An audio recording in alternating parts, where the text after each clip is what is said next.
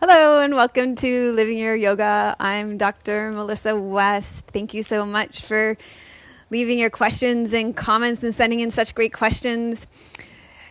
This one comes to us via email, and this is from Sue. She says, "Hi there, Melissa. Firstly, I would like to say a huge thank you to you for your wonderful yoga podcasts. I am a yoga teacher myself, although I have not taught for 18 months and consider myself a very beginner teacher. Although my confidence has grown enormously, I've spent quite a lot of time fairly isolated and found your podcast just too wonderful for words. You have the ability to connect on such a familiar level, and I feel as if I know you and love my yoga classes alone at home with you." Okay, here's the question. I was wondering if you might formulate a class to help with decreased lordosis. Okay, there seems to be a lot of material out there on sway backs, but I cannot find much on the opposite. So let's talk about what this is. This is a postural issue, and this is a great question. So I'm not going to do a whole class on this because I've basically already done a whole class on this, and I'll connect to it in the show notes. So she's saying there's lots of classes, there's lots out there on lordosis sway backs, this kind of really rounded posture, arched back. Okay, got that?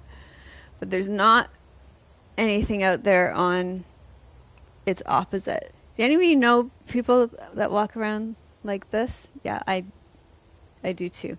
So, do you know why that is? Okay. Do you think they're separate problems? Curious? You do think they're separate problems? Tim thinks they're separate problems. Okay. Actually, the trick question. I don't think they're separate problems. They're the same problem. Weak abdominals both ways, right?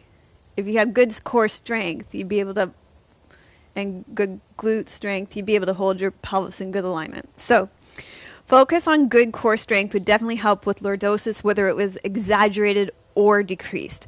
So, for free classes where I focus on this, Namaste Yoga 170 was a beginner class where I focused on strength, and we did a lot of core strengthening exercises where we focused on back, glutes, like core strength, neck to knees. Also, I have a class called Yoga for Posture, which would be excellent for decreased and cervical lordosis. That is also available in my shop if you're not a member. And I will also point to some other, Namaste Yoga. I will point to some other free Namaste Yoga classes in the show notes that focus on core strength. There's a Vayu class that has a lot of core strengthening postures in them. So I also want to show you the best core strengthening pose we have going in yoga. You probably already know what I'm going to show you.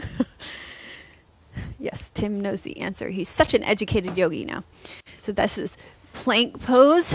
And because you get so good at focusing on core alignment, you make your back as flat as a plank. This would be a good one to practice in front of the mirror sometimes, so you can check in to make sure you're not doing a sway back or an overly rounded back, to make sure you have a good flat back. You can modify this with your knees on the ground.